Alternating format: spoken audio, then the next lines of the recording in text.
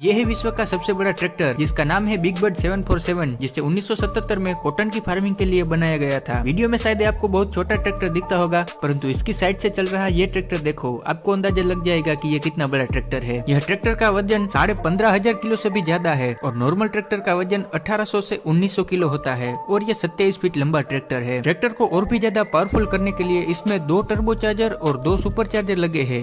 यह ट्रैक्टर का engine 16 cylinder के साथ 1100 HP प्रोड्यूस करता है। पूरे 3 लाख $US में ये ट्रैक्टर बना था, जिसमें 3785 लीटर की फ्यूल टैंक है। आपके हिसाब से ये ट्रैक्टर कितना तेल फूकता होगा, कमेंट में जरूर बताएं।